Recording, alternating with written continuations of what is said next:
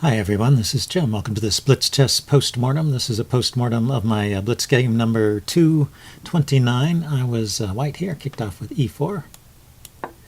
And my opponent played e5, and we got into the Italian game after knight f3, knight c6. It's my choice to play bishop c4 or bishop b5, or d4, the Scotch game, or knight c3, the four knights. But bishop c4 and bishop b5 are the only two moves I've ever played there myself. And they give you quite a variety of games, so I haven't felt the need to explore other lines, although I'll take requests, I guess. So my opponent played a very unusual move here. The typical moves here are either bishop c5 or knight f6. Bishop e7 is also, I guess, playable on d6, a very quiet kind of continuation. But he played knight to d4 in this game. I don't know why it's not highlighting. Okay, let's step forward. Yeah, let's back up. Yeah, he played knight to d4. So you see that's maybe a bit of a dubious move. It's a move in the Ruy Lopez. So if the bishop were on b5, then knight to d4 would be hitting that bishop and would gain a tempo. But when knight d4 is played here, it's just down a tempo. So because a lot of times after knight d4, white moves his bishop back to c4, and then it's black's turn to move in this position, and it's still good for white. So anyway, the best, there's a couple good ways to play here. Castles or just taking on d4 are both good. I played c3. There's similar positions to this in the in the two knights variation of the Italian game, and you usually want to play c3 and chase that knight away. But I guess in this case, it's simplest just to take it. So, but I played knight c3, and we're out of the opening book here. But he takes the knight. I go back with the queen, and then he comes out with his queen. So there's a slight edge. This is sort of a typical opening advantage, not as strong as if I had played the best move, which was just to take the knight. But a comfortable position for white. So I was feeling pretty good here. And I didn't castle there. Let's cancel that. I played queen e2. Yeah, I didn't want to trade queens. And like to keep the queens on makes for a more interesting game, unless I can see some advantage to trading queens. And here, trading queens just helps his development. So, so he developed with bishop to c5, attacking my f2 pawn, although it's defended, so it's not a problem. And I played d3. What's interesting is that I sort of wanted to play d4. And you see the chess engine says it's even possible to play d4. So let's take a look at this, because this is actually a pawn sack. But if he takes, that's the normal move. E takes d4. Instead of taking back right away and giving up the pawn, you push ahead with e5, queen moves, and then castle. So basically just giving up a pawn.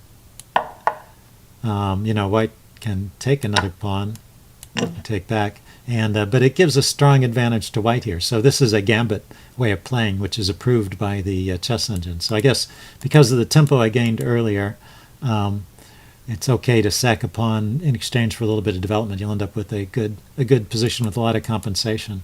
So pretty interesting. I couldn't tell that over the board. I just played d3. Pretty normal move.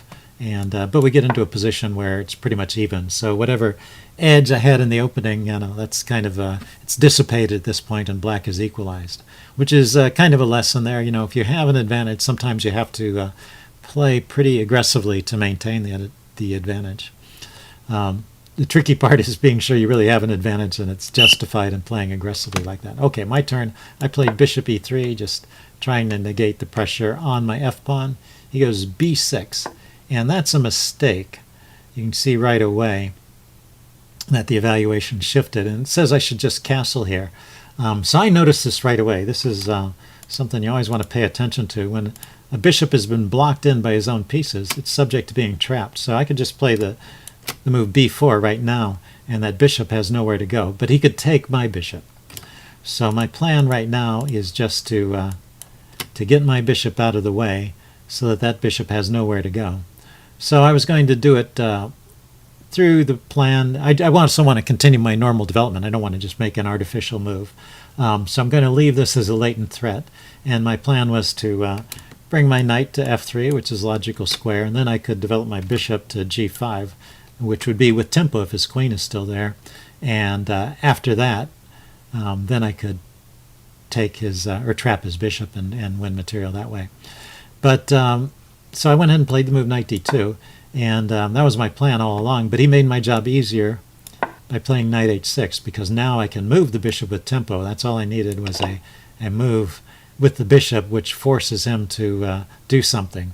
In this case, he needs to recapture the bishop, and now b4 just wins the piece. So that's how you spot these kind of tactics. You notice when a piece has trapped itself, and you look for ways to to take advantage of that trap, of the fact that it's trapped, and then you sort of wait for the circumstances to materialize where you can really spring the trap.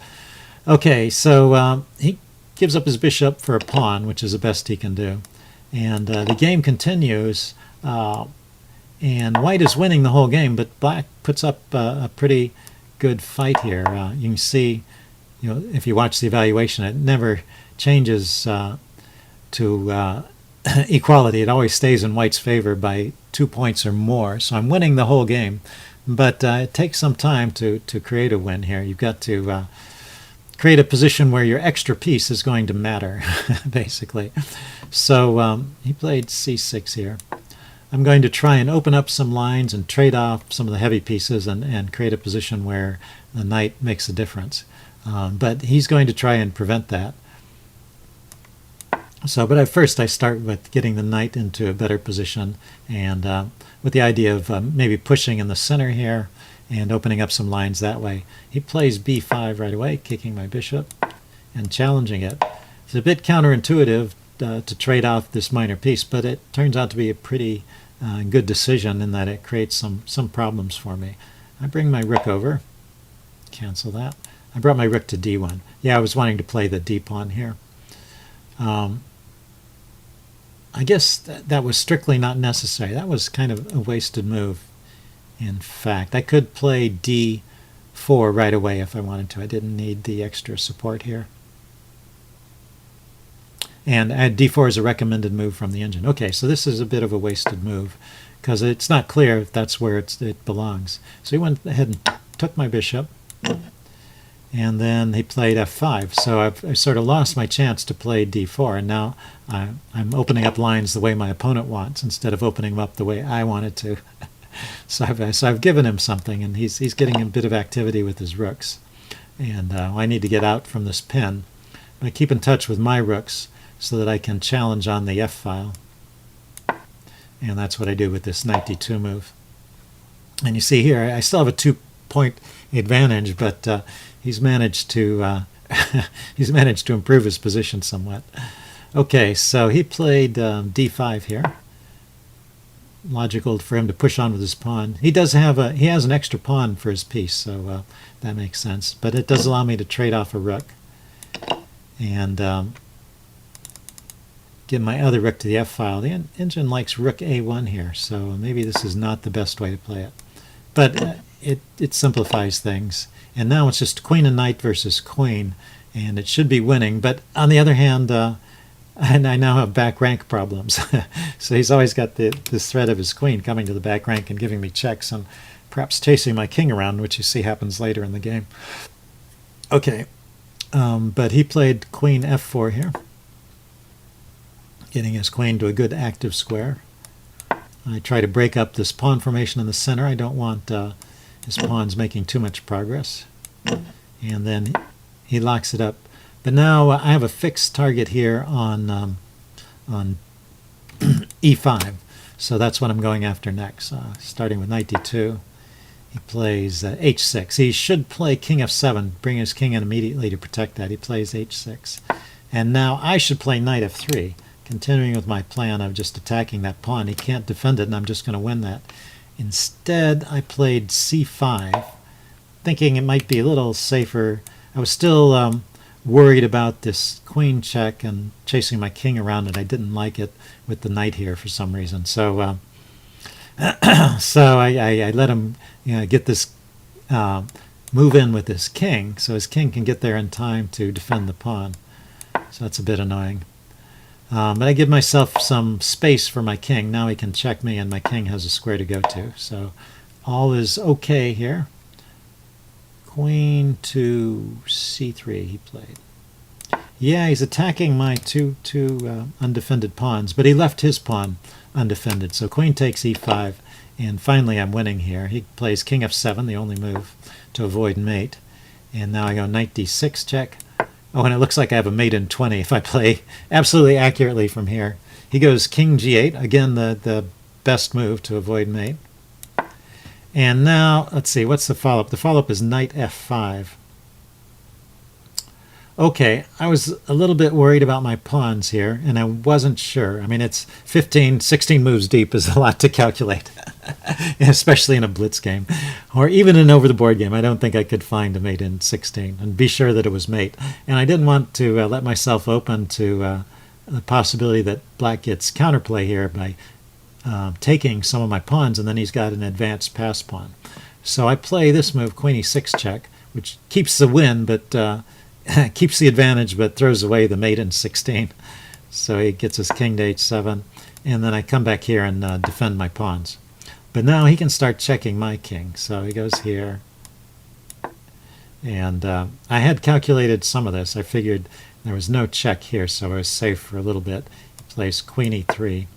And now I need to, my next target is to round up the e-pawn. I can win off his, pick off his pawns one by one as long as the king is not around to defend him, because I have an extra piece. And I just have to be sure that I don't get stuck in some perpetual check. So I do just barely manage to do that. It's always dangerous to place your knight out here like this, because if there is a check you miss, that's a loose piece that black can pick up with the right check. But there is no check in this position. He attacks the knight from queen f3, and I grab on d4. Now, this is an interesting point. Once again, I could have come in here with queen f7 and gotten a strong attack on his king, and that's probably a better way to play, technically speaking. You see the evaluation there. Queen f7 is much higher. So that's definitely winning. But the way I played it is winning too, and maybe a little safer, because now everything is defended. So as long as there's no perpetual check, that's the only thing I have to be careful of. As long as my king can walk away from the checks, then I eventually will win with my extra material here. But he starts in with the checks, and he chases me around a bit. And g5, I overlooked g5 actually. I was so focused on what can he check me with. Can he check me with the queen? I found a square he couldn't check me with, but he can check me there because he's got pawns, not just a queen.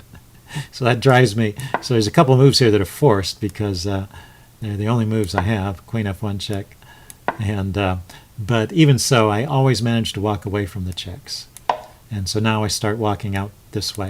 And I can walk around and get shelter over here near his pawns.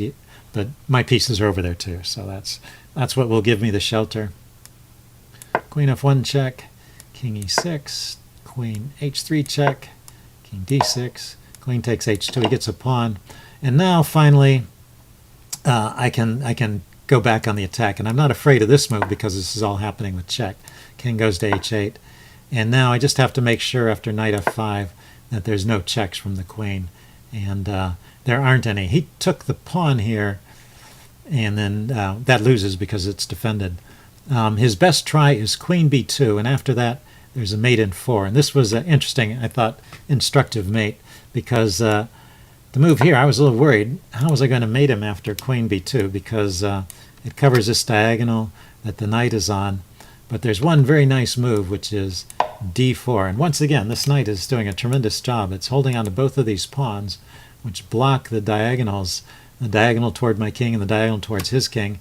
And he has no move. The engine gives queen takes d4. And obviously that's losing it. But any other move, if he makes some other queen move, say, it's just mate in 1. So it's all hopeless. And what he tried here was queen takes g3. Yeah, this is how the game ended. Queen takes g3, knight takes g3, and he resigned, but it was forced mate at that point. Anyway, so I hope you guys enjoyed that, found that interesting. Leave any comments you have in the section below, and I will see you again soon. Bye.